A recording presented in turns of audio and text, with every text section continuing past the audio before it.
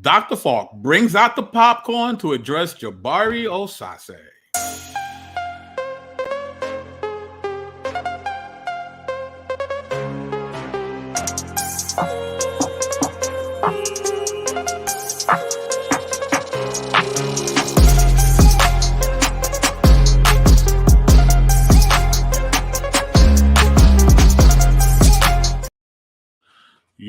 What's going on, party people in the place to be? I go by the name of the BK Apologist, transmitting all the way live. New York is the city, Brooklyn is the borough. What's good? What's popping?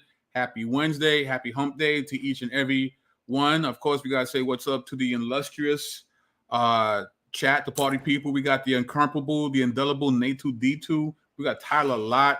We got Trust and Believe in the building. And please, if you have not yet already, please like, share, and subscribe, and share the link. Tell a friend to tell a friend. That's him again. And of course, if you like how it goes down with BK, you can show your appreciation via PayPal. Or if you want to be a monthly supporter of BK, you could become a patron. You get an assortment of goodies to enhance your personal Bible study. So we have a friend to the show. We have chosen violence on many occasions together. And today will be no different. There will be blood. And of course, I'm talking about Dr. David A. FALK. What's going on, sir? It's going great. How are you doing? I'm good. And for those who are not initiated with the good doctor, let me brag on him a little bit here. Dr. FALK is a specialist in ancient Egypt and the Bible. He received his PhD from the University of Liverpool in Egyptology. David holds 3 master's degrees. He holds an MDiv degree and an MA in Near Eastern and Biblical Archaeology and Languages from Trinity International University, a 3rd master's degree in Near and Middle Eastern Civilizations from the University of Toronto. His BA in philosophy is from the University of British Columbia.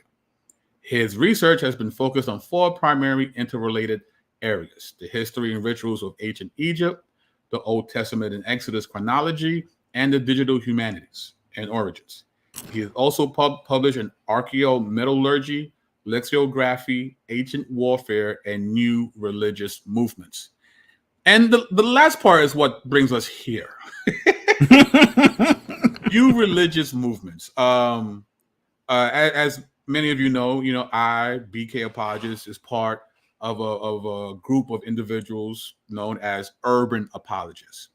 And what we do is, we defend the gospel against critiques thrown at us, but from a very specific groups of people. One of those groups of people are known as the conscious community or the Kemetic community. And these are Black and brown people who adhere or make attempts to adhere to a Kemetic worldview. And, they love to bash and go at the Bible. And, people like myself and Dean Yu, who's in the chat, what's up, sis? We definitely defend the gospel against such critiques. And, one of the more popular individuals that love to come against Christianity is jABARI OSAZE. And if you've been to my channel for any amount of time, you know that there are many videos of me refuting his claims.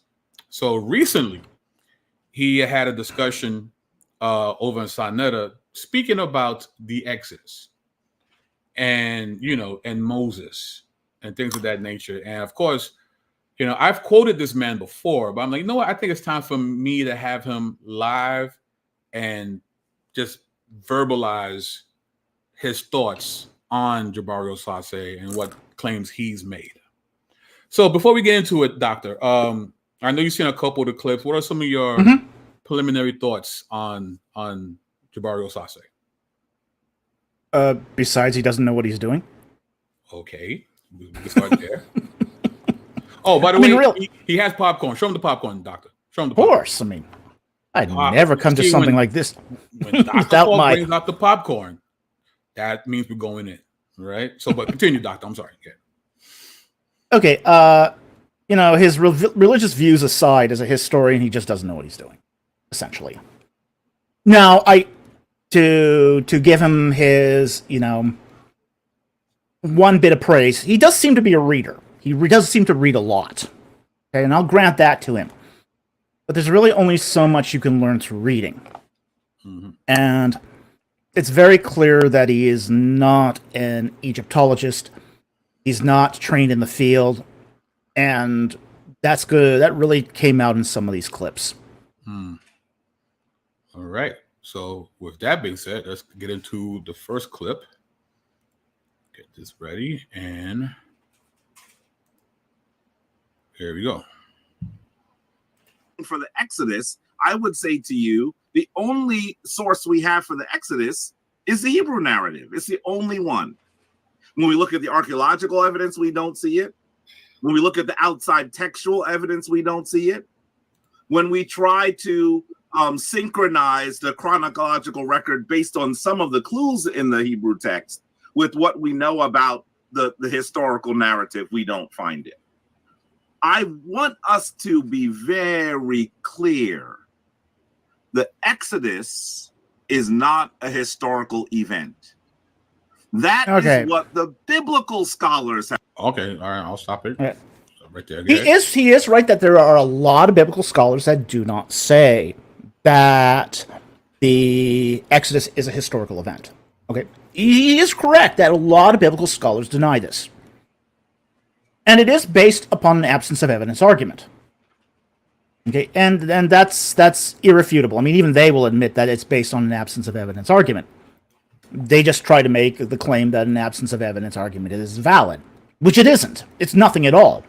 You know, David Hackett Fisher pointed this out, that an absence of evidence isn't something that's for something, and it can't be something that's against something, because it's nothing at all.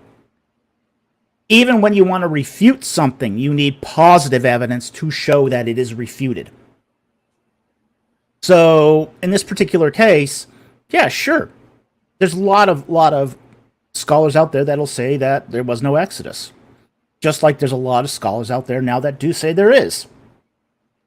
So what we have here is what's called an academic controversy. Okay? Yes, right now, the majority of academic scholars say that there was no Exodus. But there is a minority that says that there was. So when you get this sort of situation in the academic world, it's a controversy. It's not a consensus. Right. Okay, you can continue. Cool. Have come to. Not jABARI OSAZE, an African-centered scholar. Not all scholars, Bob. The biblical scholar, I'm going to show you a few, because one of the things that sometimes happens is folks say, well, some people disagree. Well, you know what they say about this channel, right? Source up. Source up, because that's what I do, right? And I want us to be really clear that the wide consensus in the biblical scholar. I'm talking about biblical scholars. Biblical scholars, not scholars of Kemet or scholars of Africa or any of that. Biblical scholars who are searching for this have gotten to the point now where they recognize that there's no historical meat to that's what we're not discussing. really true. And so I think pause. The whole idea of historical meat. What does he mean by historical meat? Okay. Now, there is this idea that in history of a horizon. Okay? Every historian has a horizon. Basically, what is your extent to what you see as evidence? Now, he's pointed out that the only account that we have of the Exodus is in the Hebrew Scriptures. Now, that is a collection itself of evidence. Internal evidence. We got a lot of it from the Hebrew Scriptures, such as Egyptian loanwords in the Pentateuch. We have, say, the toponyms. The toponyms are very specific to the mid-19th dynasty. Very specific. We've got cultural information in there. But we also have archaeological evidence. Okay? So it's not true that that's the only evidence that we have for it. But we would also expect that a large migratory group of people wouldn't leave much behind. But we do have this correlation of evidences that are archaeological as well, such as we do have, for example, the abandonment of Avaris in mid-Dynasty 19. And then, roughly 40 years later, roughly about 45 years after, we have the first mention of Israel in Canaan, which is in the Merneptah victory stele. Now, in the Merneptah victory stele, what we have is something that's very interesting that often sort of goes under the radar too, which is that when Merneptah encounters the Israelites the first time there, they're not encountering the Israelites as, say, a settled people in settled towns in nations. They're encountering them as wandering people groups. So, like, for example, the whole victory stele is arranged in couplets, where like things are compared. The Libyans versus the great Hittite Empire, two big powers compared together. Ashkelon and Gaza, two cities on the coastal plain compared together. You also have the Hurrians, which is a wandering people group, compared to the Israelites, which is shown not as a place, but as a people group. Because the Israelite name has the determinatives, the Egyptian determinatives for people groups. So it's that they're encountering these people out there, which would be consistent with the early conquest. You know, you get into about year 5 of the conquest, the Israelite conquest. The Israelites aren't settled. Now, 50 years later, they've pretty much settled the land. But at that point in time, they're just a wandering people group. So we wouldn't expect, say, Merneptah to encounter vast spans of conquested land. But the fact that he does encounter these onesie-tubesy clans of Israelites out there when he attacks Gezer, because that's his major reason for going out there, is to do a police action against Gezer. So, you know, that's completely consistent with what we know from the Joshua narrative. But it just so happens that abandonment of Avaris around the 25th regnal year of Ramses II coincides with that 40 years later of we finding Israelites in Israel. Coincidence? No, that's hardly a coincidence. We see a continuity of culture. Like, for example, we see the Semitic four-room house in Israel just pop up in the 12th century. Well, that's not architecture that's found in Canaan prior to that. Where do we find this? We find it at Avaris in Egypt. This is the city where they were inhabiting. They stopped eating pig. You know, the Canaanites were big pig eaters. And why not? It's tasty. I like my bacon and my sausage and my pork chops. It's amazing how it comes from all one animal. But, you know, the Israelites, you know, they stopped eating pig. The Canaanites were eating pig. The Philistines were eating pig. All the nations around them ate pig. You know, the amazing thing is, who else didn't eat pig? The Egyptians. They didn't eat pig. Pig fouled up waterways. So where did the Israelites get this from? Just happens at the beginning of the 12th century. I wonder. Maybe while they were living at Avaris. I mean, they were there for, you know, long enough to absorb, you know, their surroundings, right? Around 350 years, according to Exodus 6. Yeah. Right. I think what jABARI wants is a vetted Kemetic scribe actually detailing the Exodus from their perspective, word for word. Then maybe he'll give some credence to it. But because it's not that, therefore it does not exist. Well, you'll never get that. Right. Just because of the way that the Egyptians organized themselves in the 13th century. He's never going to get that. Right. I mean, bad. part of the reasons we do have, say, even a couple records, and we don't have a lot of records for the expulsion of the Hyksos, was because the 17th dynasty was situated in Thebes. Mm-hmm. The 19th dynasty wasn't situated in Thebes. They were situated at Paramses. That was their seat of power. That was where their capital was.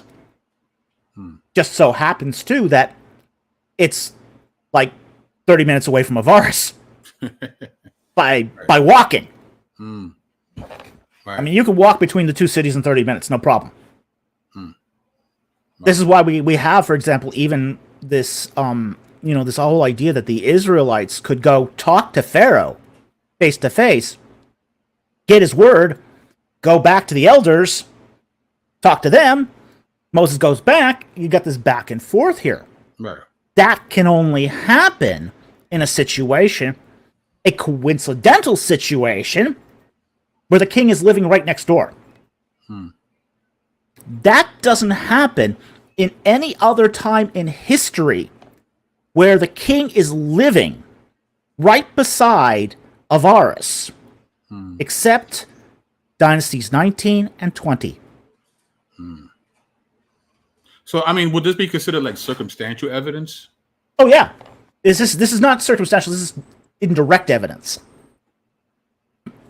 So, indirect evidence is evidence that's an evidence of consistency. So, it's not just that the circumstances are playing in here.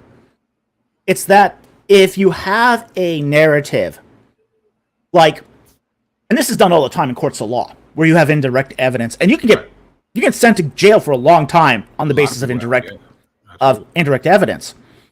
Okay, there's a guy dead on the floor. Police catch you. Okay? Oh, did you shoot that guy? Hey, nobody saw me shoot that guy. Oh, you got powder residue on your hands. Yeah, I was at the firing range.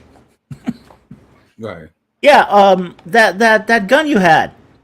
The bullet seems to be the same as the type that was used to kill the victim. You have enough indirect evidence, and you're going away for 50 years. Right. Right. Then we got phone records. We ping your cell phone. Your cell phone shows you were in the area. Right. You happen to hate this guy's guts. Right. We got these Facebook posts. Right. Mm-hmm. So, no, that's true. Very true. A lot of indirect evidence can point to guilt and to evidence that something happened. Even indirect evidence isn't bad evidence. It's good evidence. And frankly, when you're talking about ancient events, events of ancient history, that's oftentimes the only evidence you have. Right. A lot is built on indirect evidence in the discipline of ancient history. More so than actually for ancient Egyptian history as well, not just. Oh yeah, basically anything prior to the classical period. Right. So anything prior to, say, the Roman Republic is almost all based on indirect evidence. All right, let's continue.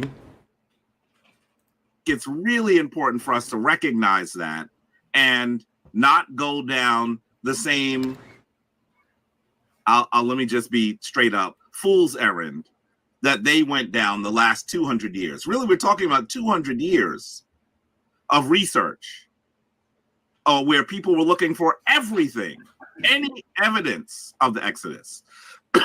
And they Pause. found none. And they found none. So, okay.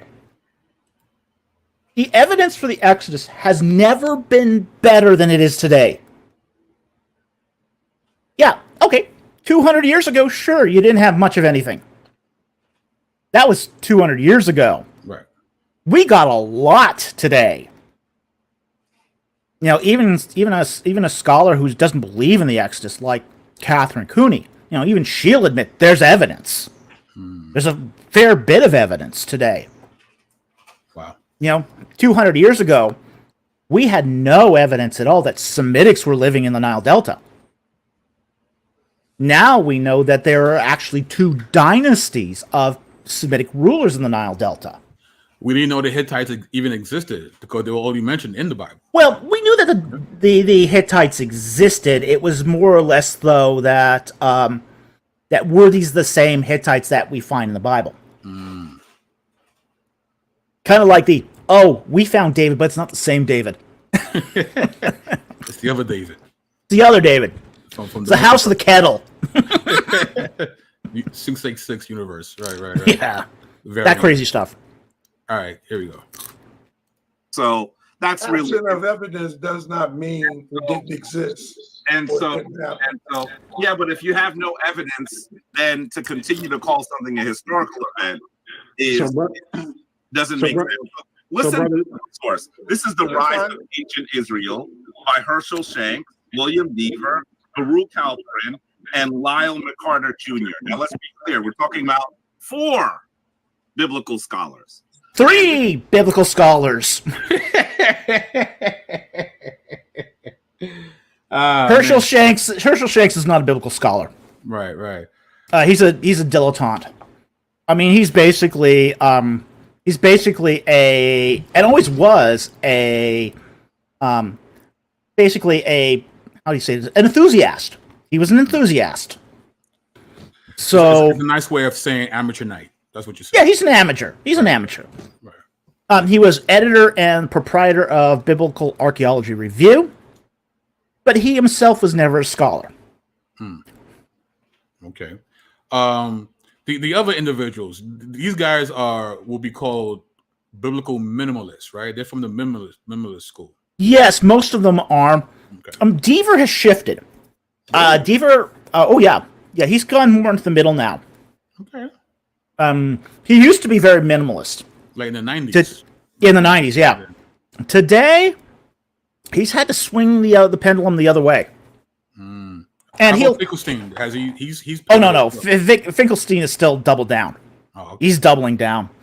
And to the extent that we're nobody even takes him seriously outside of or inside of Israel anymore. Wow. Okay. Yeah. The guy who told me that was Deaver. Wow. Deaver told me that. Deaver told me that Finkelstein's not taken seriously in Israel anymore. You're getting some academic tea behind the scenes, ladies and gentlemen. All right. Oh yeah, I'm actually pretty good friends with Deaver.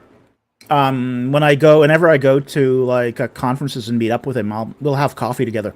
Cool. Yeah, I like him. He's a nice guy. All right, let's continue here.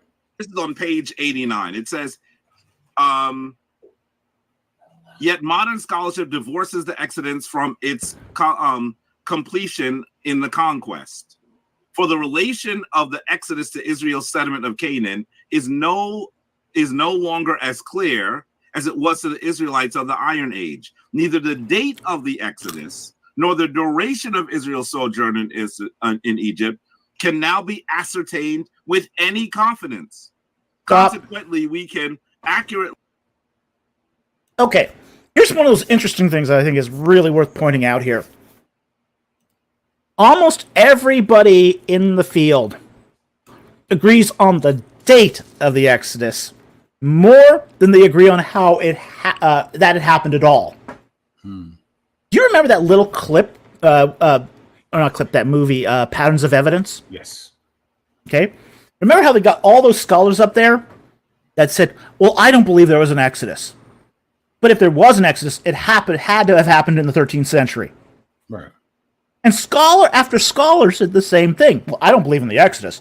But if there was an Exodus, it had to happen in the 13th century.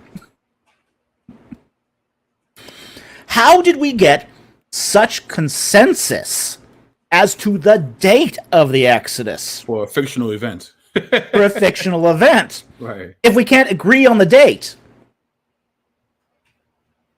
Almost everybody who's a major player in this field agrees it was in the 13th century.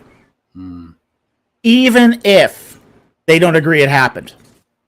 That's I've heard Redford say this. Donald Redford said this. He said, well, I don't think there was an Exodus. Real Exodus. I mean, I think it was a memorial of the Hyksos. But if there was an exodus, biblical exodus, it had to happen in the 13th century. Wow. Okay. Here's the funny thing. Even say that that trash documentary. What's it called now? The Devil's Guide to the Bible. That thing was trash. But even they said, well, if the Israels did come in from the outside, it had to be around 1200 BC. Huh? Funny that. I would agree with you. Wow. Totally. That's wild. That's wild. It is wild. But that's where the evidence all converges. That's where the evidence converges. In that period between 1300 and 1200. Well, according to jABARI, there is no evidence. So. Oh, of course not. So how are we all coming up with the same date? Yeah, that's very interesting. All right, let's keep going. Gauge the interval between the Exodus and emergency. We cannot accurately gauge the interval between the Exodus and the emergences of Israel and Canaan.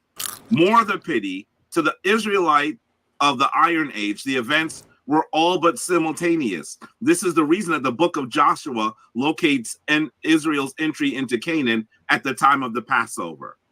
The historical uncertainty arises from the nature of our sources and the events reported. Endless generations of oral recital have made themselves felt in the shaping of literature.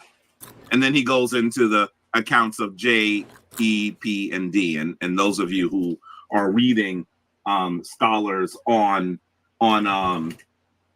biblical history are familiar with those descriptions of biblical authors. And then here's the source I always read. I'm gonna stop on this. Okay. J, E, P, and D are not biblical authors. Right. They're hypothetical schools of redaction. Okay. Nobody has a shred of evidence that any of these schools actually existed. Right. There's no manuscript evidence. None of that. There's no manuscript evidence. This is basically suppositions that are being read into the text and then pulled out. Okay?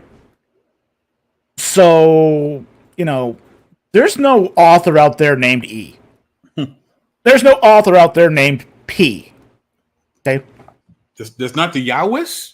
There's not the Yahwist? Oh, yeah, there's not some guy named Yahwist. Or Priest. Right. Guy just named Priest. Or Eloist. As a side, I never understood the fascination with this, hypothesis, because it's like you're literally making it out of thin air. So I never understood how the Academy was so like that to me as a novice. I was like, but you're literally making it up. Like, why are you doing that?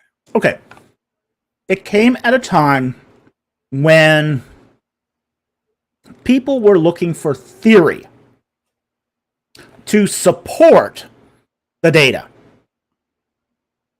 At that particular time when Julius Wellhausen started this, there really wasn't a cohesive theory that explained the development of, say, the Pentateuch.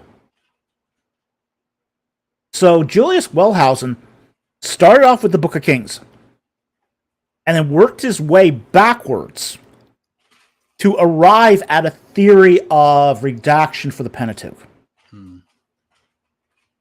And from there, he was able to say, okay, we got here a theory that's plausible. Because it's plausible, we can use this to try to get new meanings out of the text. Now, the fact is, he didn't get new meanings out of the text. What he got was 150 years of people bickering over what exactly was J, E, P, and D in the divisions in the text. Right. Nobody can agree on that to this day. And it has yet to produce a single tangible discovery of exegesis. It is yet to inform our views on the text in I would say, any significant meaningful way that wasn't theoretical. Wow. Yeah, thanks for clearing that up. Because I never understood why it was such a, because they teach it as if it's a factual thing. Oh yeah, they teach it as it's a fact. It's more of a thing still in North America. It's more of a thing in North America now. You go over to Europe now, and they're more into the supplementary hypothesis. Okay. Now, the supplementary hypothesis can be a bit all over the map. Okay, so even it's got its sort of theoretical constraints and difficulties. But it's more, that's what you're going to find more now in, say, Israel and in Europe now, is supplementary hypothesis as sort of the leading vanguard of sort of biblical theory. Okay. And there are types of supplemental hypothesis that, are everything from very, say, liberal to very conservative in approach.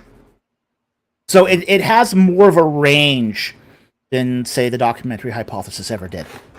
Okay, cool. Thank you for entertaining my question. So let's get back to this real quick. Just clip some. Here goes the source from biblical history in Israel's past. Right. This is from Megan Bishop Moore and Brad Kelly. And Who? Here is the on page 81. Most histories of ancient Israel no longer consider information about the Egyptian sojourn, the Exodus, and the wilderness wanderings recoverable or even relevant to Israel's emergence. Many of the same methodological difficulties that led to the disappearance of the patriarchal period from histories of ancient Israel led scholars to this conclusion. Most important is the fact that no clear extra biblical evidence exists for any aspect of the Egyptian sojourn, Exodus, and wilderness wanderings. So, is that true? Did he just get you? That's it, right? We'll pack it in. We're done. Oh yeah, pack it in. We're done.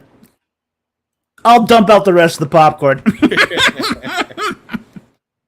I mean, look, there's just so much that confirms the sojourn. I mean, it's just not even funny. Okay? So, when he says that there's no aspect of Egyptian practice that would confirm any aspect of the sojourn, I mean, that's just crazy talk. I mean, we know the Egyptians had midwives. We have that midwife narrative in Exodus 1. Right. Where, they have the mothers on the birthing bricks. We've discovered birthing bricks in Egypt. There's no question they used birthing bricks in Egypt. Right. There's no question that midwives came in pairs. They worked in pairs.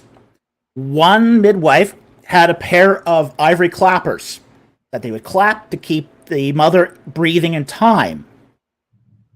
The other midwife was there to catch the kid. Okay? So we know they worked in pairs. We do know that people would go down to the Nile to ritually bathe prior to entering a temple. This was a common portion of Egyptian priestly ritual. So when the king goes down to the river to bathe, that's part of the ritual. There's a lot of sort of the whole idea of putting the bread bowls in the shoulders, over the shoulders. You wouldn't do that with, say, a Semitic bread bowl, but Egyptian bread bowls were tall cylinders. So tall cylinders were often carried on shawls over the shoulder. We have a picture of priests doing this with scrolls at Medina Habu. There's a lot of stuff in a lot of things. Like, for example, the whole route of the Exodus. Going from Piramsi to Pithom to Pihahirot to the Yam Suf, the Sea of Reeds. We have that same itinerary in reverse in Papyrus Harris 3. Or sorry, not Papyrus Harris. Papyrus Anastasi 3. So we know that that was a route that Egyptians would take. So, the whole idea that there's nothing confirmed? Really? Nothing?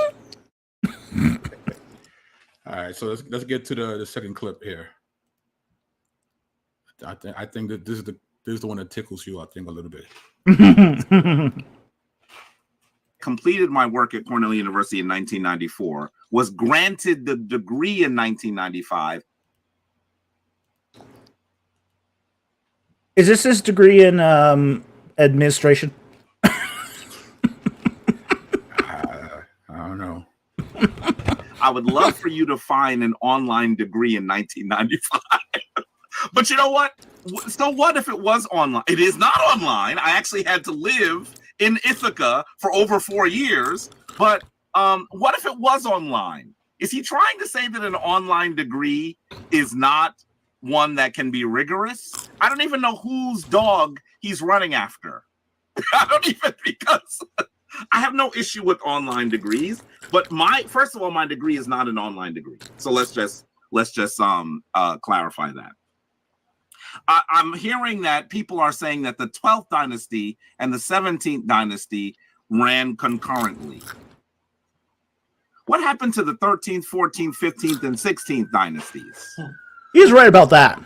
This comment falls on the face of any research whatsoever. Any research. Part of the problem is we are talking to people who are in their faith traditions. And I even heard Napa say, well, I can study this and my whole life doesn't fall apart because I'm not a... Okay. He is right that you had between the 17th and the 12th dynasty other dynasties. 13th dynasty, you had the 14th dynasty. The 15th overlaps with the 17th. Okay? So, but there were other dynasties in between. There's no doubt about that. Okay. But the whole idea of faith being opposed to reason, I think there's an issue there. Because remember, he's a Kemetic priest saying this. Oh, I know that. Yeah, that's kind of the irony here. The irony is palpable. But the whole idea of faith being an opposite, or being in a faith tradition, being the opposite of reason, isn't an opposite. Okay? The opposite of, say, reason isn't faith. The opposite of reason is irrationality. Right. And the opposite of faith isn't reason. It's unbelief. Okay? So he's making a category error here. He's making a category error that basically saying that people in a faith tradition can't have reason. Right.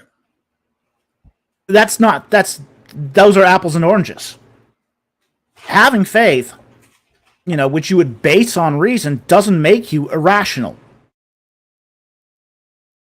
So, he makes a fundamental mistake here with trying to say that, he's trying to fight these faith traditions because they're unreasonable.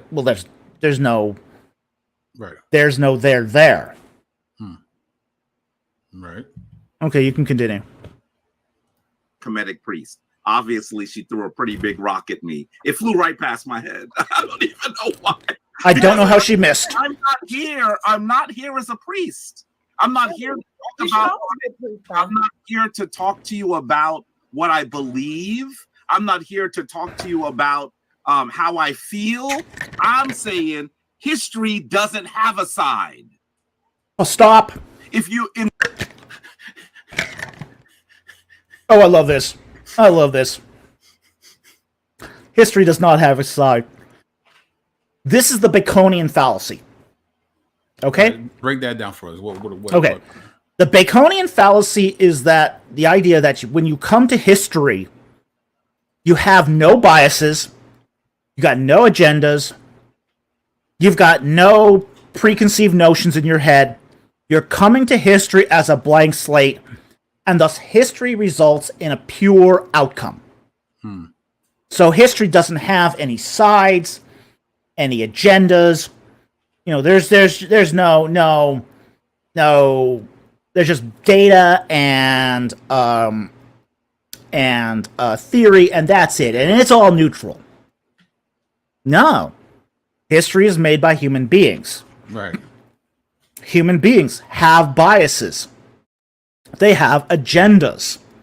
The whole field of historiography is the idea of telling history, and the human element of that reconstruction of telling history.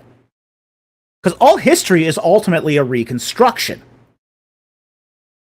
There's no such thing as a neutrally pure history. It doesn't exist. As long as there's humans making history, there is going to be agendas and biases and all that. Now, it's the job of the historian to try to mitigate that as much as possible. But historians pick sides. They always have, and they always will. You know, I mean, to be really sort of cynical about this, you know, when we start seeing historians say, well, you know what, I'm going to take a neutral approach towards the Nazis. You know, Right. That's kind of a hard thing to do there. that should be a hard sell. Right. We shouldn't be morally neutral towards them. Wow. That's very true. Very true. Yeah. And so, you know, history is not always something that's a bad thing to have a bias in. Now, Well, bias in itself is not bad. It's no. as long as your bias is rooted in reality, Yeah, sure. then you're fine, right? That's the issue. So, all right, But let's- historians pick sides, and they do have biases, and they do determine what's important and what isn't. I mean, he chose a side, like 'cause he's citing sources of, Oh, yeah. of scholars who have picked a side when it comes to the historicity of the Exodus. Oh yeah, he's totally Picking a biased. side. Right, Yeah, he's picking a side. right. So, you know, there isn't this idea of history is completely neutral. It's fiction. It's a fantasy. All right, let's keep going. In the proper study of history, there is no side. There are only sources and analyses. Sure And so there is, buddy. It does me no. I just want to be really clear that this So, analysis doesn't bring conclusions. Isn't that the whole idea? Yeah. When you analyze something, is so that you can reach a conclusion. Yes, like, I mean, Well, I mean, yeah, I think in his head that, you know, analyses are bias neutral. I mean, you're doing research just for research's sake, or are you trying to find something? Right? You're trying to get somewhere. No, I mean sometimes there is the pure pursuit of history. So Just to is find he out- confusing that with saying that there is no bias. Maybe that's the problem he's having. I think he's what he's done is he's put history on this sort of idealized pedestal without seeing that he himself has tainted the result of that. You know, it's kind of like the Heisenberg uncertainty principle. You know, you got an electron flying through space. It's got a momentum, and it's got a energy, and you know, if you measure it, you're going to affect one or the other result.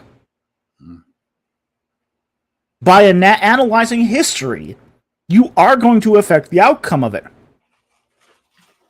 At least your product, your historical product. Right.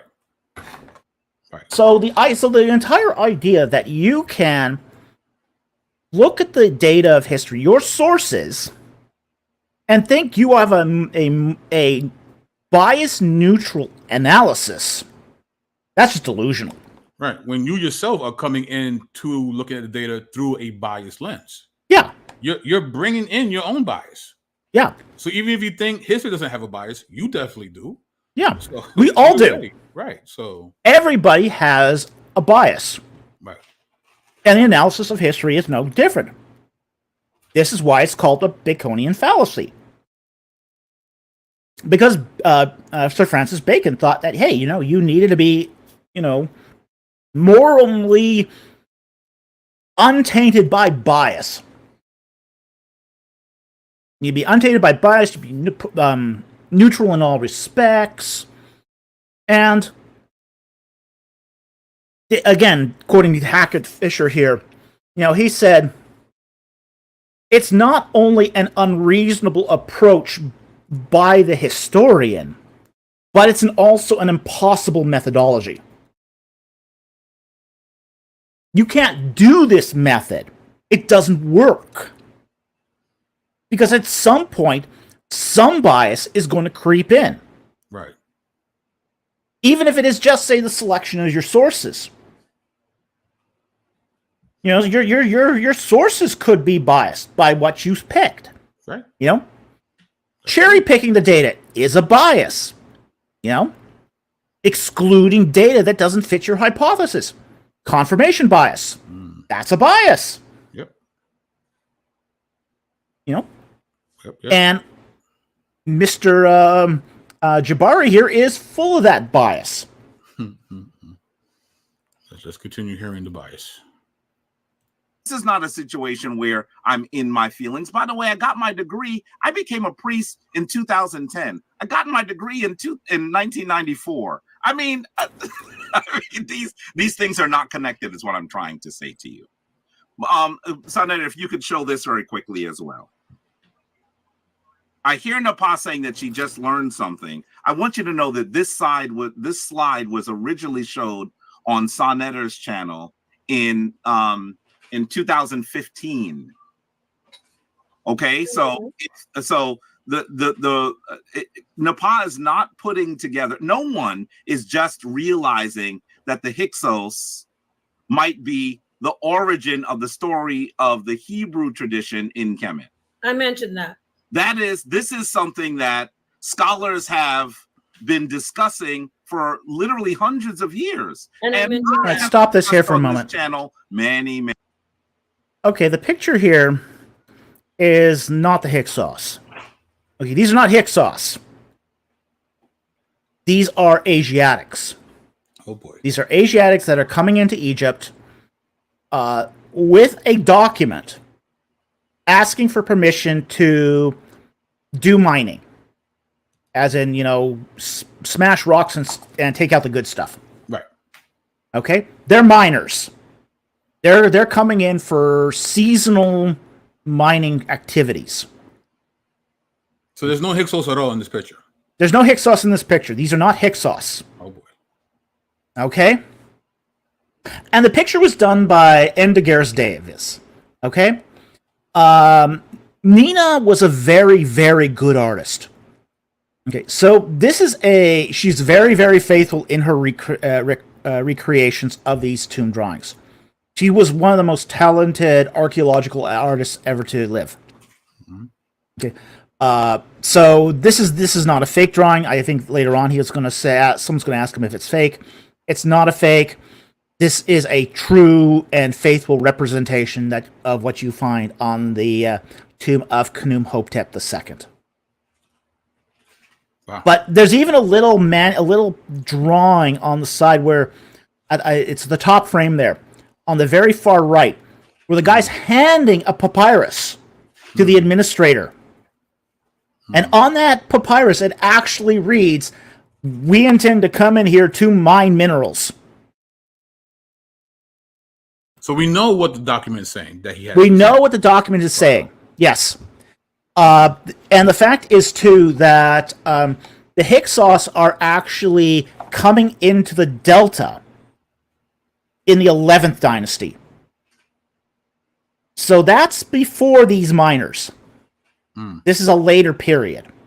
Wow, I did not know They that. come in, the Hyksos make their first incursions into the Nile Delta during the early 11th dynasty, during what's called the First Intermediate Period.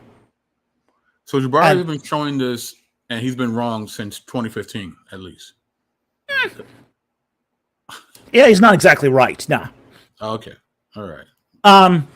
But the reason why they enter and they're Amorites, they're Asiatics too. The Hyksos are Amorites as well. But they're coming in because of the end of the Neolithic wet period. Because prior to the First Intermediate Period, the Sahara and the Sinai are all savanna. There's grasslands, there's wild game, tons and tons of wild game. You know, you got oryxes just coming right up to the Nile and being chased by lions, and you get giraffe coming in and rhinos, and you know all these animals off the Sahara. And we even see these being portrayed on, say, the knife handles of, say, pre-dynastic and early dynastic kings.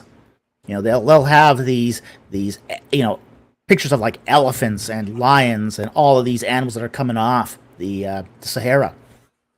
But that all ends at the end of the Old Kingdom, when the Sahara starts drying out. There's not enough food out there anymore. Right. So all these Libyans from the Sahara and the Amorites who are wandering the Sinai need to find food. So they have to come into the Nile Delta to get that food. And they start to do that at the end of the First Intermediate Period. Okay. Good stuff. Good stuff. Many, many times. There's a problem here, though, and this is the challenge that we'll have. Understand that both Manetho and Josephus say that the story of the Hebrews in Kemet occurred when the Hyksos were in Kemet. Those are the two sources. Stop. Oh, boy. I take it you disagree with him, Doctor? Okay. Let's talk about Manetho and why jABARI doesn't know anything about Manetho. Okay? First of all, he's pitting the source of Manetho against the source of Josephus. We don't have an original source for Manetho. We don't have one. What we have is a copy of Manetho in Josephus. So Josephus is quoting Manetho. So it's not two separate sources. It's not two separate sources here. Okay. Now, the other thing is that the whole idea that Manetho is supporting the Israelite exodus being the exodus of the Hyksos isn't clear at all. We have 7 texts of Manetho preserved in Christian and Jewish sources. There's no Egyptian source that exists for Manetho. They're all preserved in Jewish and Christian sources. Okay?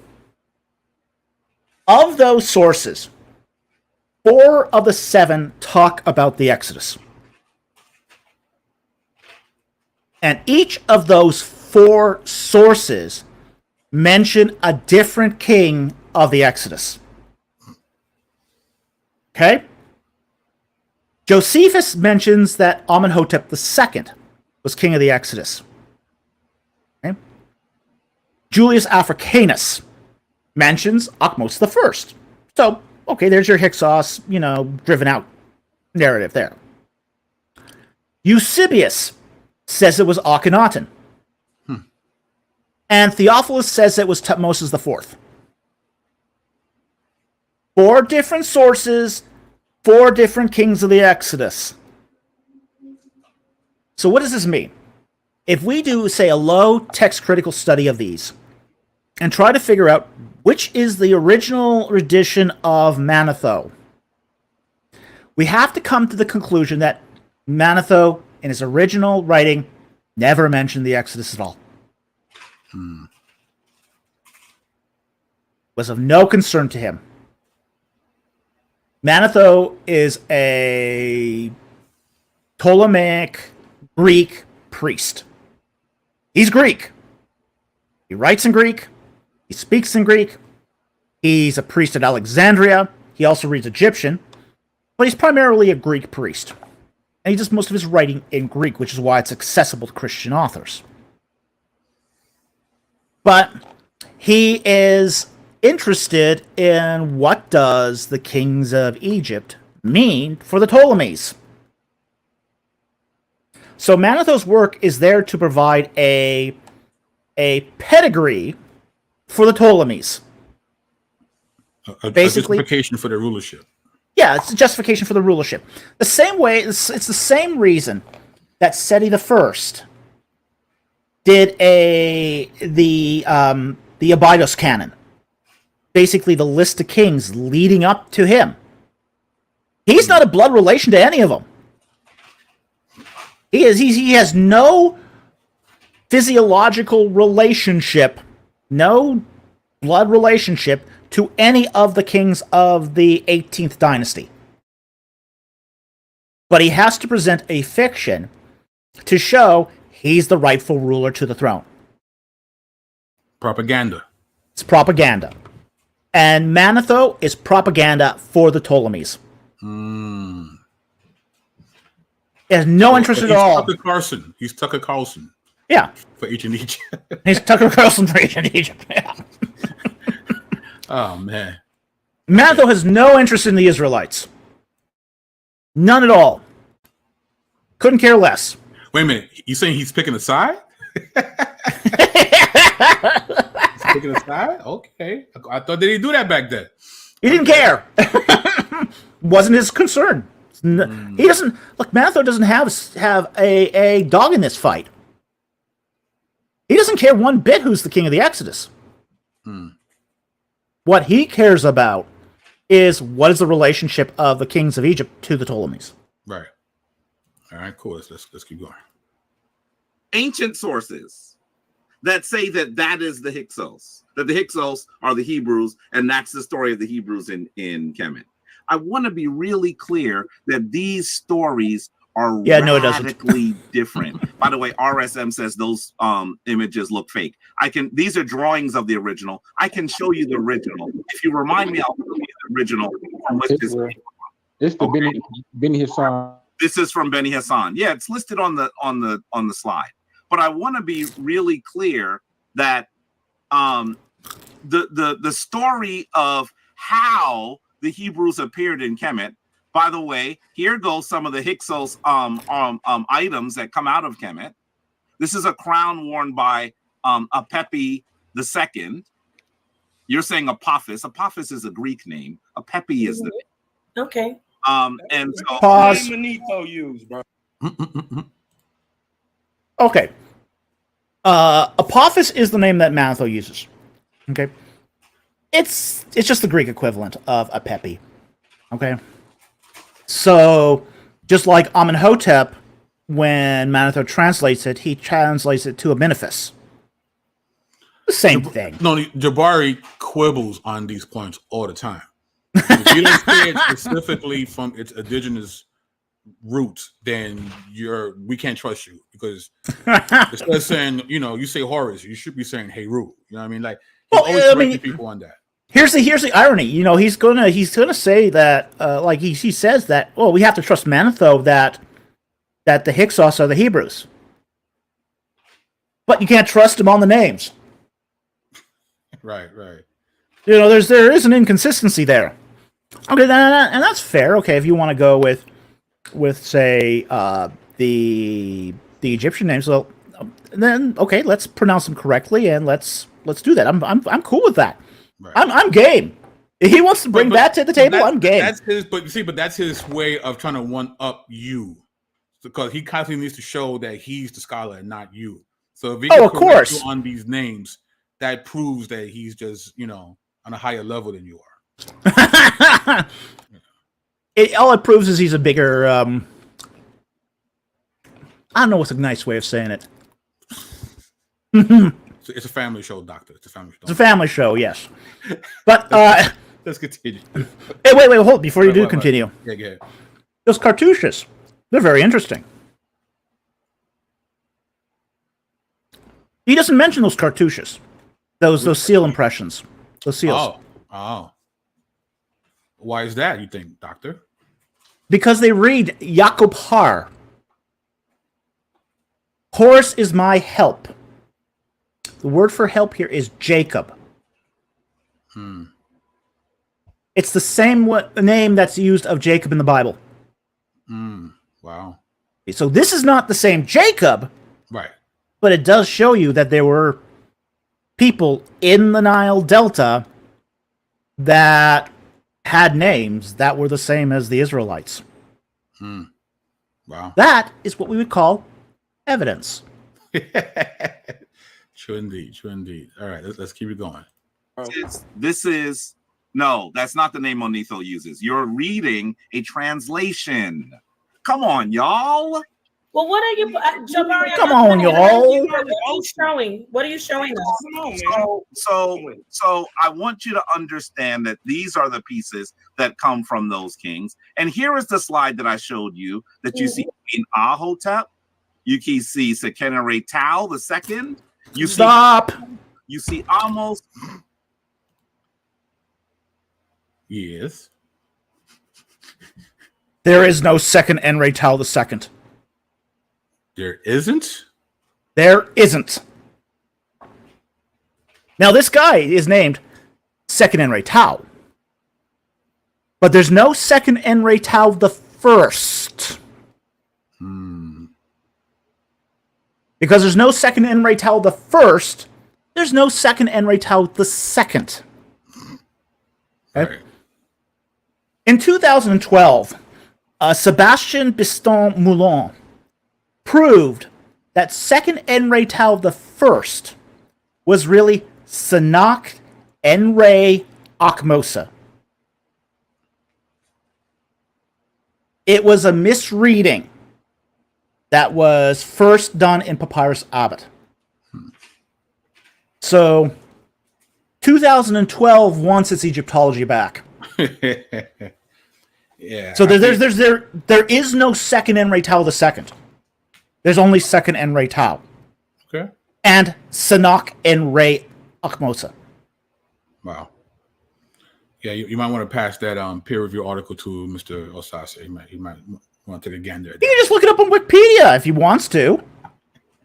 Dude, it's there. Oh, listen. During his debate with Dr. Bantu, he actually pulled up Wikipedia. Okay. Debate. Yeah, it's crazy. But anyway, let's go. And who is this, y'all? Since y'all doing so much research, who is the queen there that's in black? Hatshepsut. Hatshepsut. I don't know. That is not No, Hatshepsut. it's not Hatshepsut. That's That's not not Hatshepsut. Is it Queen Ahmose? I don't know. Who is it? This is Ahmose Nefertari. Oh, so I was right. Okay, thank you. No, it's more than Ahmose. You have to say Ahmose Nefertari. Okay, Ahmose Nefertari. That's like saying John. Stop. Okay, great. So, before you continue, can I ask you a question? Because Stop. Okay. It's actually not wrong to say this is Ahmose. It's not wrong to say that. Yes, her full name is Ahmose Nefertari. That's true. But we don't use the full titularies all the time. I mean, is he saying? I mean, when everyone wants to say, Ramses II, is he saying Usur Ma'a Re Setep and Re Ramasu Mariaman? Is he doing that? Because to just say Ramses, that's like saying John. Ahmose was a very common name. It was a very common name at the end of the 17th, beginning of the 18th dynasty. A lot of people were called this. And it was one of those things that, men and women were called Ahmose. There's dozens of people in the history of Egypt that have that name. And at that particular time. In fact, it is a little confusing. Because you got a general who is named Ahmose, son of Abana. Right. Okay, so it's technically not wrong to call her Ahmose. It's technically but again, not wrong. this is his excuse to flex his academic prowess by correcting you by the. Oh yeah, he's being a pedantic twit.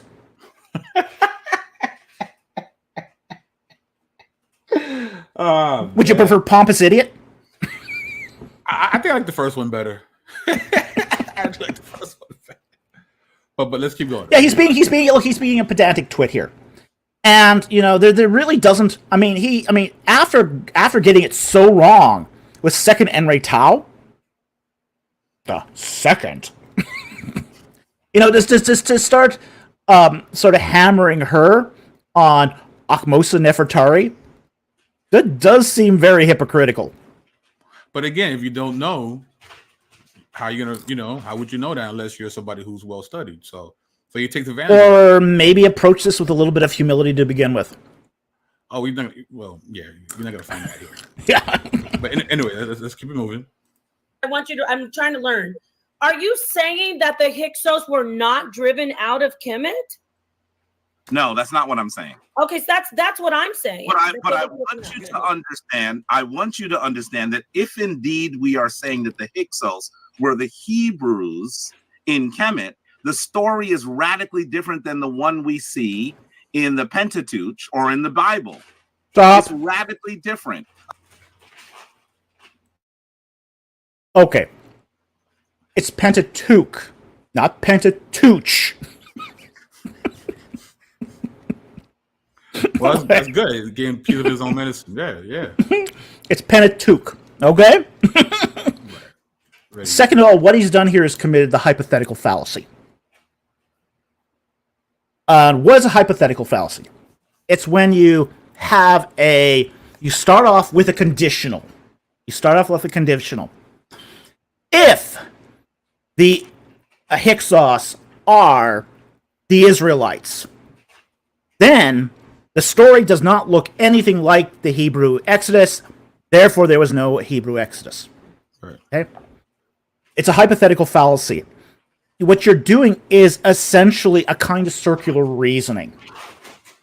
You're basically affirming the protasis. And you're basically saying, okay, you've got this, you've affirmed the assumption you're bringing in to get the results you want. Okay? If the moon is made of cheese, then there was no Apollo 12 landing, and there was never, no one has ever been to the moon.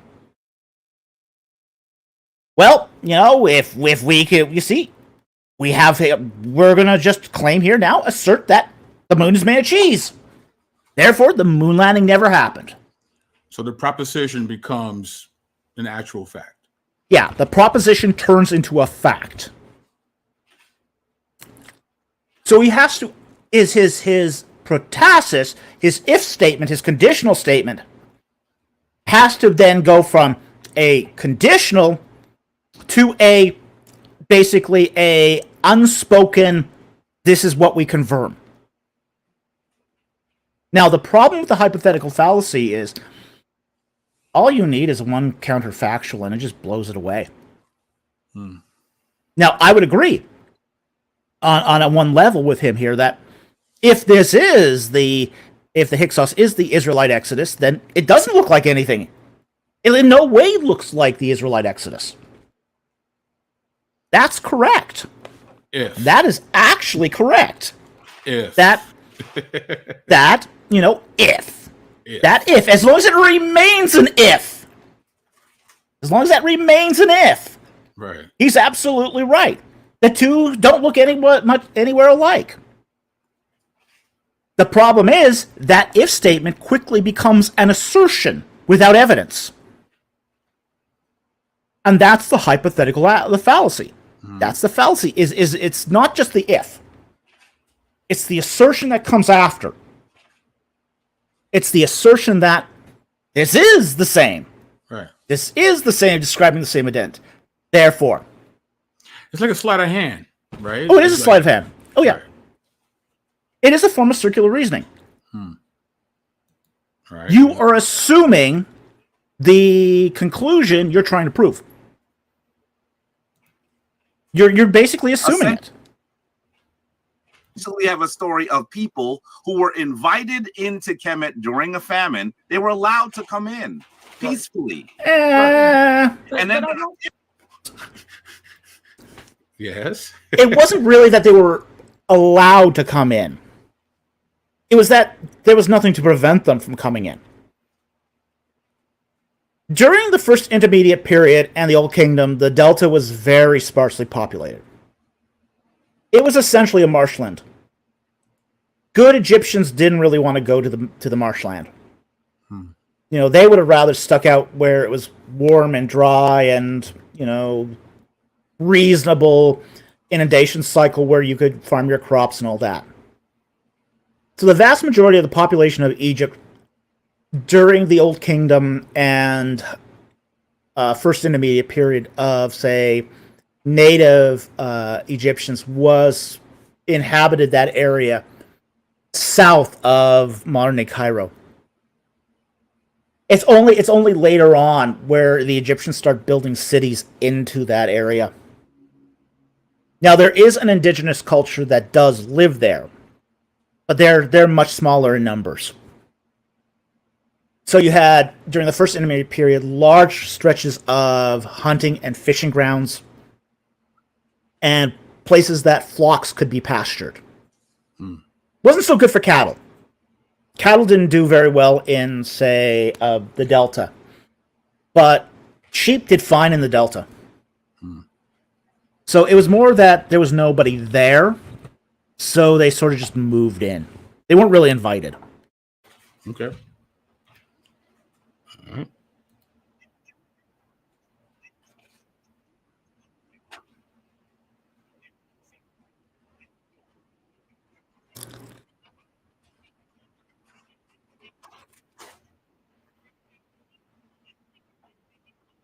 I can't hear anything. BK? Huh? Your video's not coming back up. Oh, I am so sorry. So I don't know where you are. You see me? You see me, right? I can see you, yeah. Oh, okay. I'm so sorry. Let me move that back a little. channel many times. There's a problem here, though, and this is the challenge that we'll have.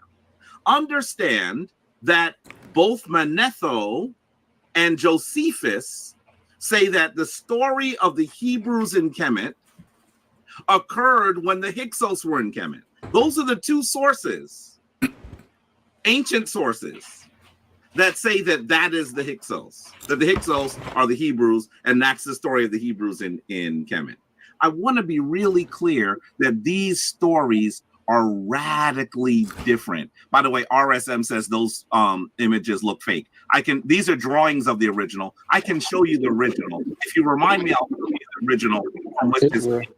It's the Beni Hassan. This is from Beni Hassan. Yeah, it's listed on the slide.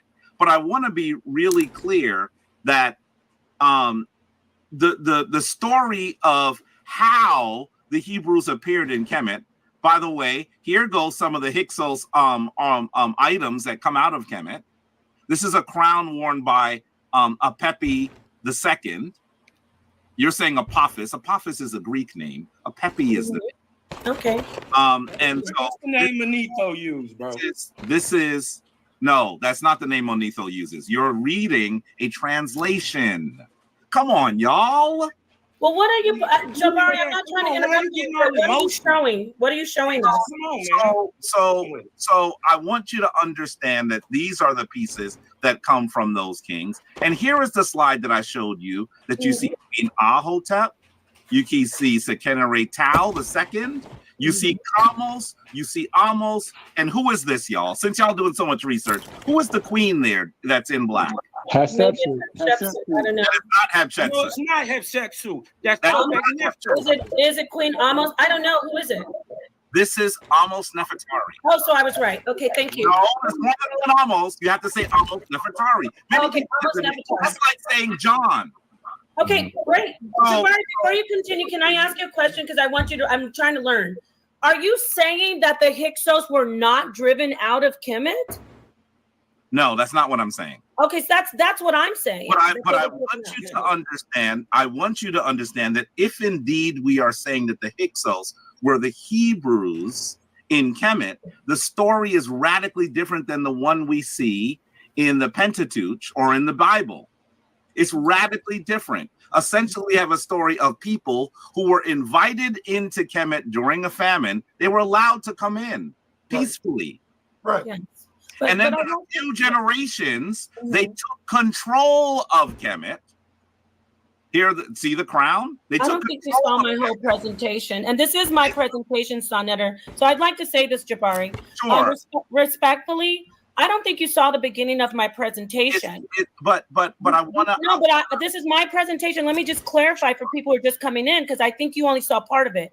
I never said the Hyksos are only the Israelites. I, in fact, said that's a representation in the story, very loose representation. Stop that for a moment. I'm not saying they were only the Israelites. Now. Okay. Who are the Hyksos? Okay, we should ask that question. Mm-hmm. The Hyksos are not a people group. They're not a people group. They are... the name Hyksos comes from the Hekanesut, which is foreign rulers. Okay. This is the... Avaris was occupied in sort of two waves. Okay? You had that first wave that came in during this first intermediate period. And this is your first wave of Amorites. Okay? Now, the Hyksos come from the group of people that we would call Amorites. They're Amoritic Semites. Okay? Now, the Israelites are going to come in after. They come in once the Hyksos dynasty is already established. And they come in sometime after 1666 BC, during what's called the Second Intermediate Period. So, when the Hyksos leave, it's not the whole people that leave. It's only the mucky mucks, the high-ranking princes of that first wave of Amorites. The Israelites are left behind. They're holding the bag. The rest of the original Amorites who are there, the other Libyans, the other people who emigrated in, they're left there holding the bag. Okay? So basically, when the Hyksos leave, it's not a people group that leaves. It's the aristocracy. The Blue Bloods. The Blue Bloods. Fair. Yeah. They're getting out of town with all their stuff. That's really one of the things that's important here to keep in mind is what they're leaving, the reason they're leaving is because they've got carts and carts of loot. And that's what they're taking with them out, is these carts of loot. The people, they don't care about the people. They're leaving the people behind. And they've already got a place that they could go to. They're going across, the Hyksos are going to go across the North Sinai and into the place called Gaza, which is also called Sharohen. Okay? So they're headed to Gaza. They're heading into what will later be Philistine territory. But at that point in time, it's only just Canaanite territory. Okay. So this isn't even the same route the Israelites are going to take coming out. They're going to take out a completely different route. And they're going to end up in a completely different place. So they're not, as his slide implies, Proto-Hebrews? They're not Proto-Hebrews, no.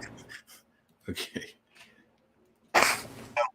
I want to say You can be Hyksos. I mean, you can be a Hebrew and not. Wait a minute. Could you at least grant me the basic respect that I've granted you? This is about my, okay, let me ask you, talk about respect. I sat here quietly. Okay. So I did it again. All right. I'm doing this, and I want to ask you because Listen, did you? Nepal. if you don't want me to conclude, I have other things I can do with my Sunday evening. So that way we could have been But I finished. want to clarify. Okay, when I'm finished, I was just trying to clarify. So I guess I just will listen, and then I'll come in. Finish, man. You I can am ask letting me, you finish. as many questions as you like. You know that. But what I'm saying is the Hyksos who were invited in and allowed to stay because they had a famine in their land, then took control of Kemet. And the Hyksos kings were crude and offensive. They send a letter to the patriarch that is living further into the interior and still in control of a small area of Kemet, saying basically that he was being arrogant. He decides that he is going to he's going to expel these foreign people. This is Seqenenre Tao II. So he leads. Stop. Okay. Now, that letter that was intercepted. Okay, it was actually meant for the king of Nubia, the king of Kush. Because the Theban dynasty at the end of the Second Intermediate Period was in sort of basically a two-front war. They had the Hyksos to the north, but they had the Nubians to the south. The Nubians and the Kushites to the south. So the Hyksos basically send this letter to the Nubian king. Said, hey, you know what? We're on the same team. Now let's crush these Thebans once and for all. And the Thebans intercept that letter. They intercept that letter. And that's what sort of provokes the Thebans to basically come out swinging. So it's not just that the Hyksos are being arrogant here, but they're trying to finish the job that was started 100 years prior. And in like terms, the Thebans don't want to pay those taxes anymore because they're getting squeezed. Okay. They're getting squeezed by the Hyksos.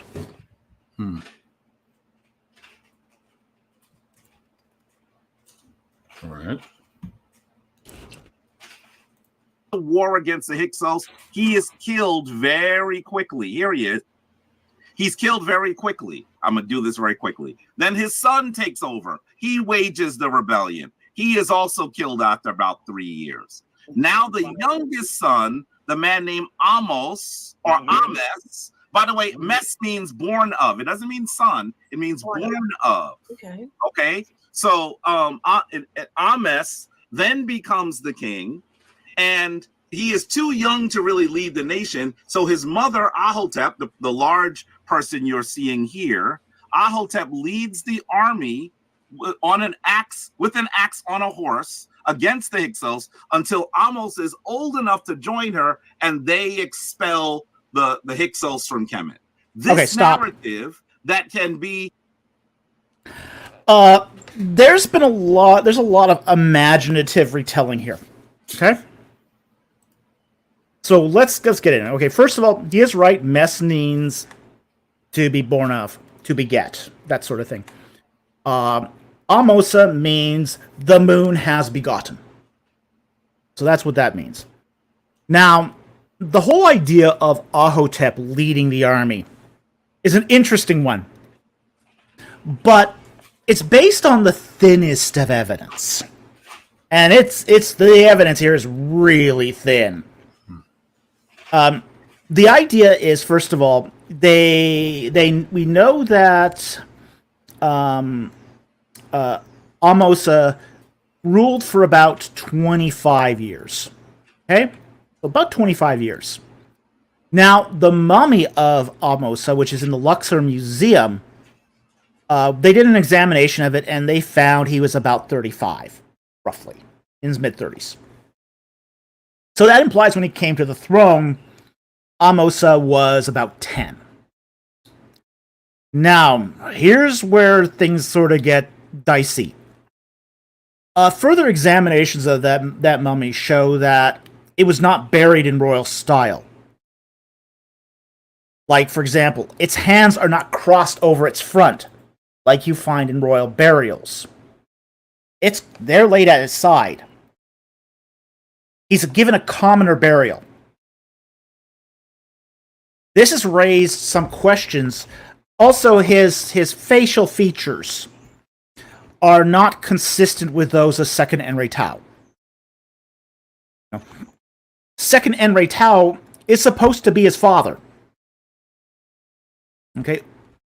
So, if second Enrei Tao is his father, why doesn't he look anything like him at all? He's short.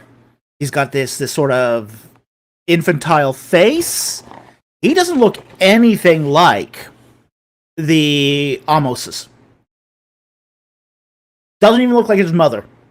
Doesn't look like his mother, doesn't look like his father. So a lot of Egyptologists these days will say that's not Ahmose. That's not the burial. That's not the dude. Okay? So that whole idea that he came to the throne at age 10 has now been thrown into serious dispute. Wow. The axe thing now. Where did we find this axe?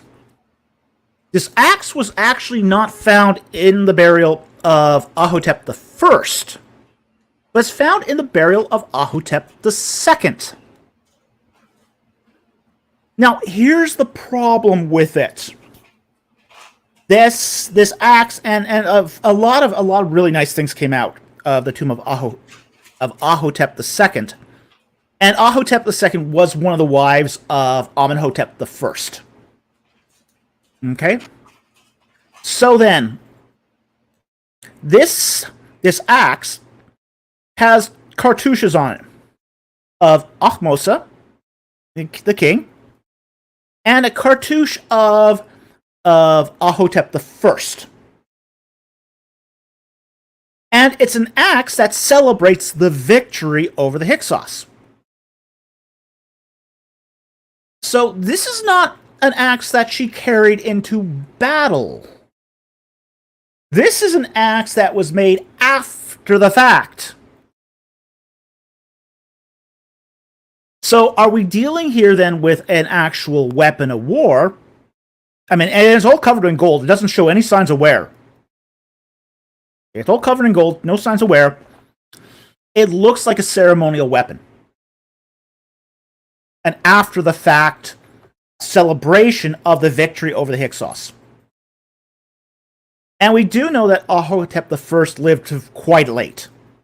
You know, she even may have outlived her son. So, there is serious doubts now whether or not this whole story of her riding into battle and doing the battle on behalf of Ahmose I is true. Serious doubts. In fact, the evidence here is so thin, no reputable Egyptologist would repeat the story. Nice. Well, almost done here. Confirmed by archaeological evidence, confirmed by sources outside of Kemet and inside Kemet, that can be confirmed by all of the archaeology, is radically different than the Exodus. So that if this is the story of the Hebrews in Kemet, if this is the story of them being chased from Kemet, you have to recognize that one of them that has no archaeological evidence is propagandistic. That's the problem we have. Stop. And so this is... Okay. Well, even if it was propagandistic, that doesn't mean it's not historical. Again, it's introducing an orange and saying, oh, you see, we got an orange. Therefore, it's not we don't have an apple as well. Right. You might have an apple and an orange. You know, just because you have an orange doesn't mean you don't have any apples. So just because a story is propagandistic doesn't mean it's not in other ways historical. There's lots of historical stories out there from the ancient Near East that are propagandistic and are also historical. The Battle of Kadesh. I mean, the quote stalemate of Ramses II against the Hittites. There's no doubt it's propagandistic.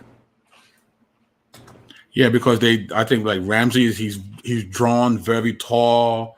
Oh yeah, with his bow made of bronze, and isn't there a poem next to him about how victorious he was? He was by himself, the army scattered, but him and his bow. Yeah. His army abandoned him, and right. Amun-Re came down on him, and he fought like Montu, and beat off all those Hittites single-handedly. There was, though, the fact is, though, that he was saved by his infantry. You know, his chariots got decimated at Kadesh in a trap. Yep. And while the Hittites were looting the corpses of his dead soldiers, you know, the army of Seth came in and caught them off guard and drove the Hittites into the river. It was a stalemate. It was ultimately a stalemate.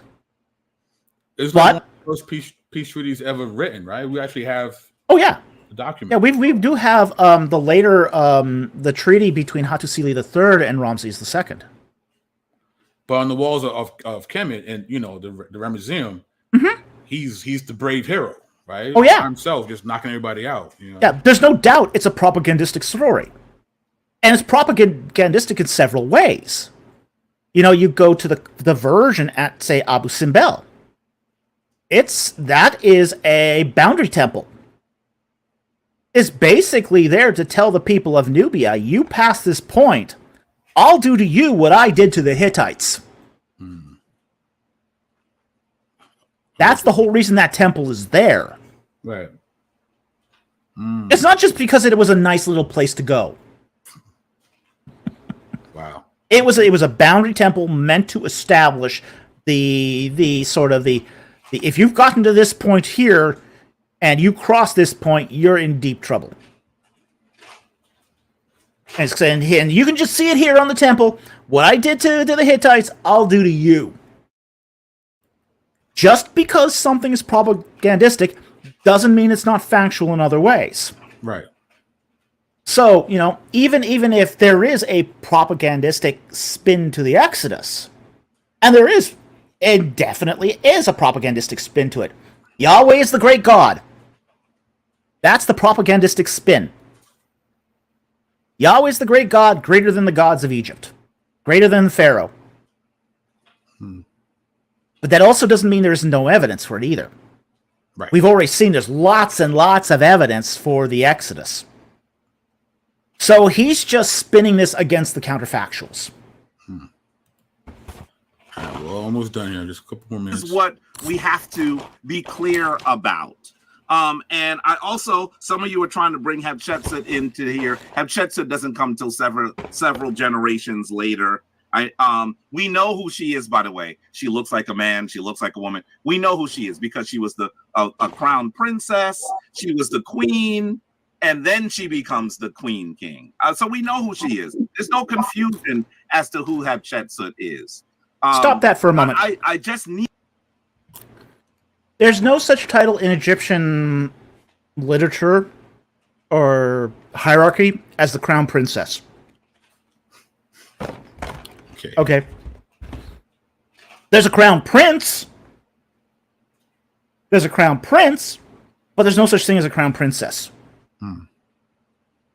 Okay. She was what we call, she was the great queen of Thutmose II. And she was the daughter of Thutmose I. Okay.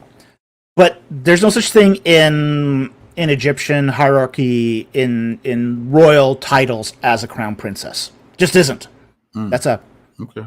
I don't know where he got that from. That's make believe. But so she was the great queen of Thutmose II. She has a couple daughters under him, as great queen. But Tutmosis III was the son of another queen, of a minor queen. And Hatshepsut is appointed regent. She's appointed regent. She's supposed to manage the affairs of the kingdom on behalf of Tutmosis III. But in the 6th regnal year of Tutmosis III, she usurps the throne. She says, I'm doing all the work, I'm going to wear all the funny hats. So that's how we get Hatshepsut as king, is she usurps it. It's not that she was crown princess, because there was no title of crown princess. She just took it. Mm-hmm. Yeah, she just took it. All right. And everybody knew it. Everybody knew it.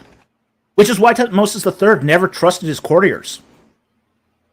Never trusted them an inch. He hated court life because of what she did. All right, a little bit more. In fact, she shipped him off to the military, hoping he would have a happy accident. It's terrible.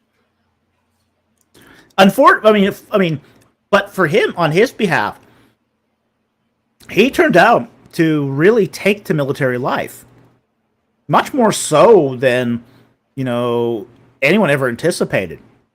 He was a well-liked and capable soldier. Very well-liked. So the army ended up, banding around him. Like Braveheart. I haven't watched Braveheart. You've never watched Braveheart? No. Wow. Oh, Hey, man. look, I'm a busy guy. I don't watch a lot of movies. That's a lie. You watch movies. Stop that. All right.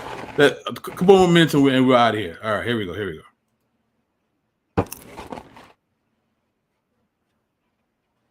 Okay, you're not back yet.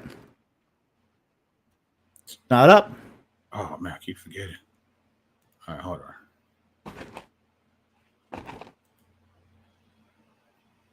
Born of. It doesn't mean son. It means born of. Okay. Okay. So Ahmose then becomes the king, and he is too young to really lead the nation. So his mother, Ahotep, the large person you're seeing here, Ahotep leads the army with an axe on a horse against the Hyksos until Ahmose is old enough to join her, and they expel the Hyksos from Kemet.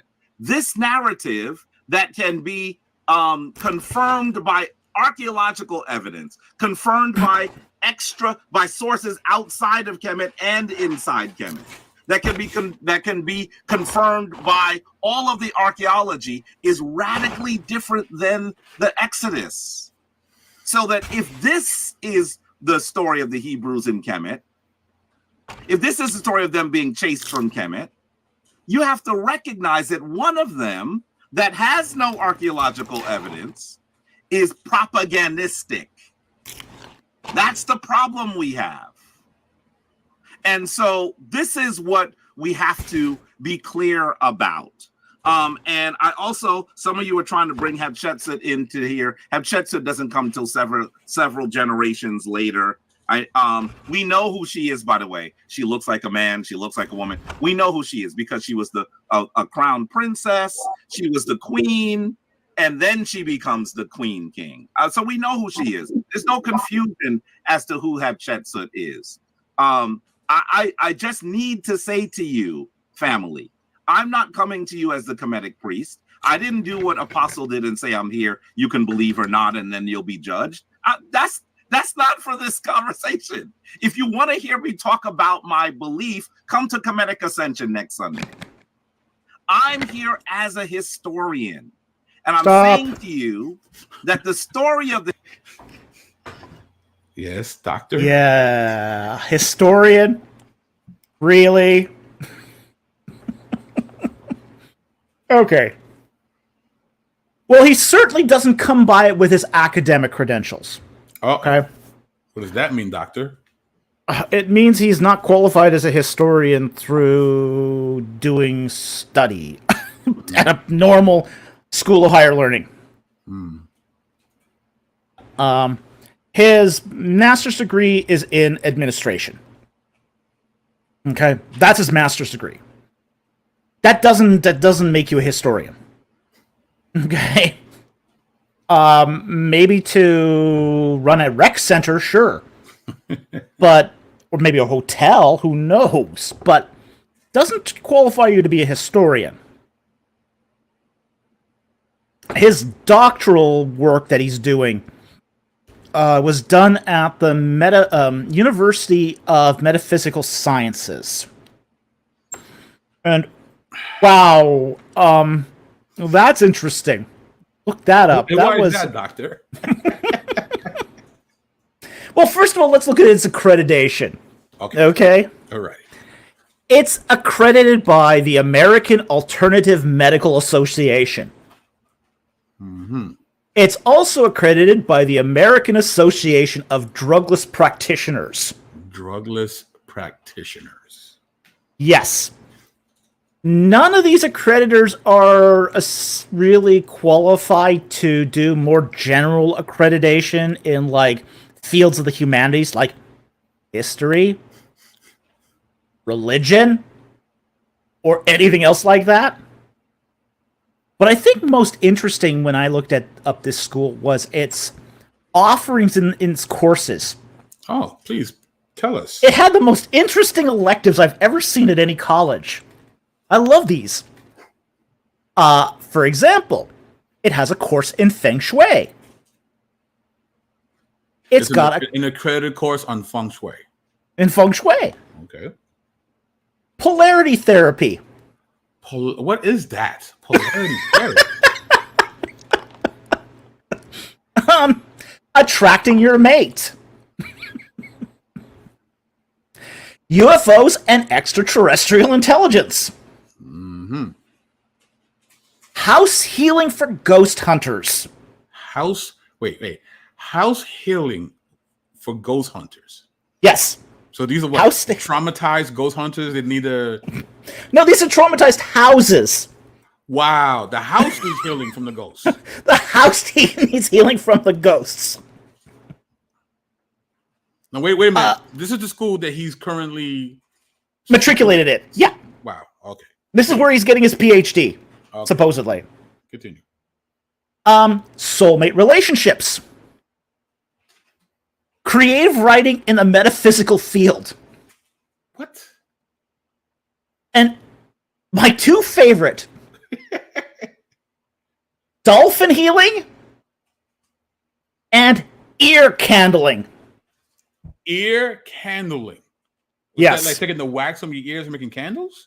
No, it's where you take wax, pour it into someone's ear, and pull it out. Whoa.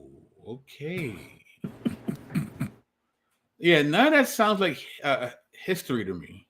No, we're not talking about a school that has deep roots in the historical field. Wow. And certainly nothing that would qualify as a proper supervision for a degree in Egyptology or even Egyptian religion. I mean, you didn't mention anything about the ancient Near East or theology, like nothing. No. I mean, you do have Breatharianism, fed by light. Fed by light? Oh, you don't know what Breatharianism is? No, please break that down. Oh, this is the idea that you don't need to eat food. That you can just go into a food court and just smell the food, and that nourishes you. Wow. Okay. Sorry, no popcorn if you're a breatharian. Cody Smollett.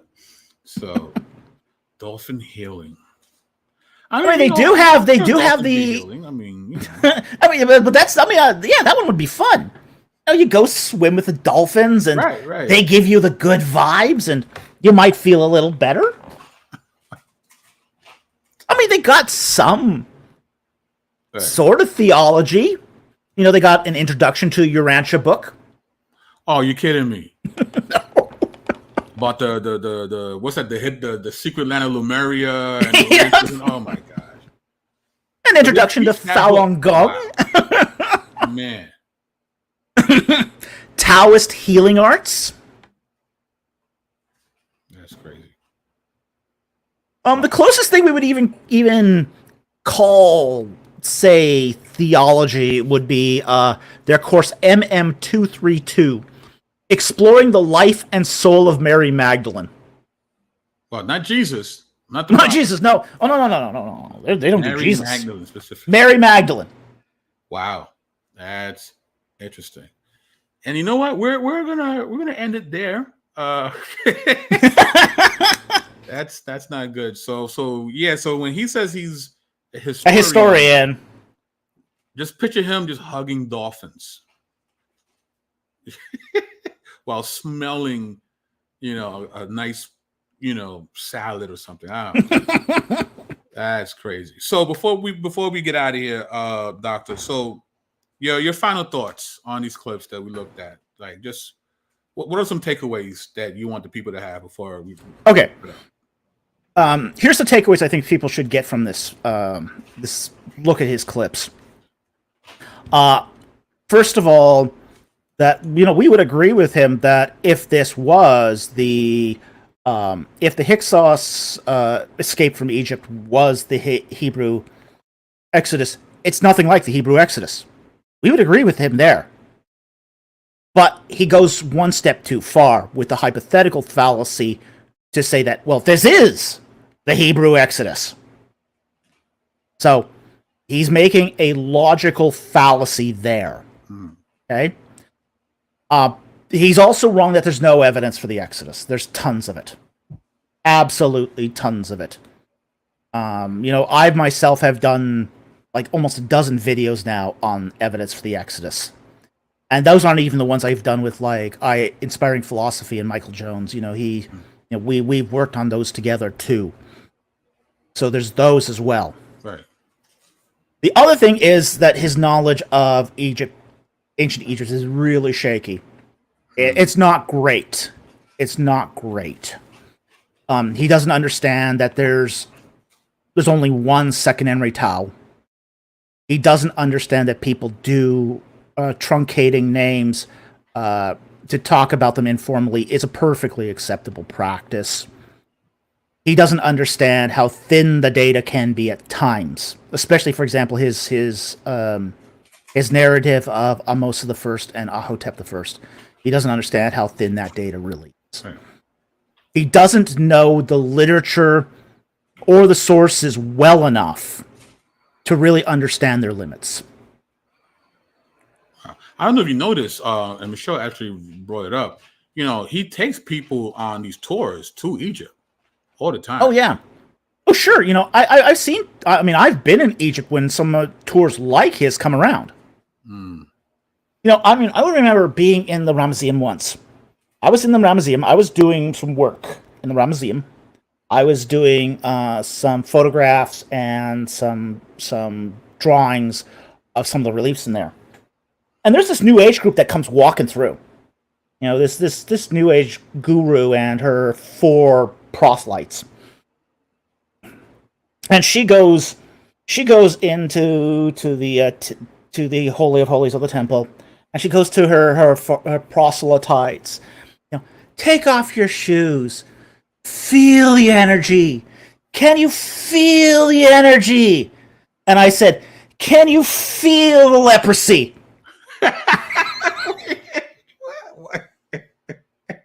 Why did you say that? Oh man, you're terrible. You're terrible. Because leprosy's still a problem there. Because of the right. Don't take your shoes. Right. Wow. Yeah, don't take off your shoes in a temple. You have no idea what's walking through a temple. At night you got wild dogs running through there. Wow. They're not wiping off their feet before coming in the temple. Right. They don't think it's sacred space. Right. No. The wild dogs don't think it's sacred space. Right. Unless, it's Anubis, then maybe, But man, that was good. But listen, Doc, man, this was great. We'll say one other thing. We are doing a tour of ancient Egypt and the Bible. We're doing our own tour this year. Nice. So if you want to join us, do sign up for it. And do you have the link? Do you have a link? I have a link. Yep, I can provide you with a link. Chat. Yeah, please. Okay. See here. I think I got one here. Look one up quickly for you here, and I can put it in the chat. Yeah. And let's see here. Page. Like, you know what? It'd be funny. You should do like the anti-committed community Egypt tour. Oops. And you go to all those different reliefs and debunk everything they've done when they've done their tour. It's like the anti-tour. Yeah. Yep. So. All right. Here is the link. All right. The link. If you can't put it in, just put it in the private chat. Then I'll put it in. If for some reason it doesn't come up. See here. All right. I'm gonna have to put it in the private chat here. All right, go ahead. So. Oh. A little bit. Oh, really? Let me this way, because this way is.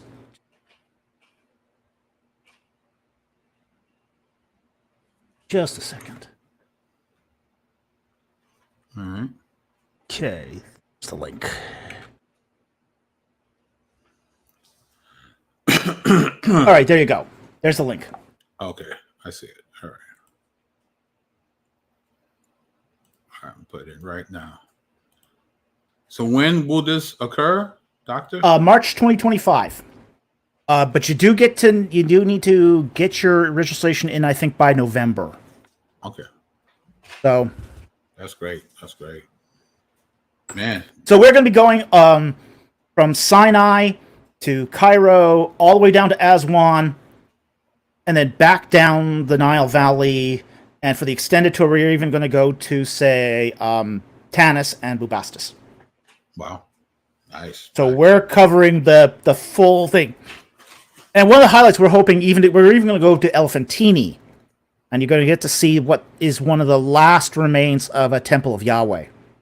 Wow. That would be So, yeah. Not much left of it, but it's still there. That's great. But all right, so man, we did some good work here, Doc. And as always, it's always a pleasure to have you. It's my pleasure to be here. I love coming on this channel. This is one of my favorites. Appreciate it, sir. Appreciate it. So with that being said, Dr. David Falk and BK Apologist signing off. Peace.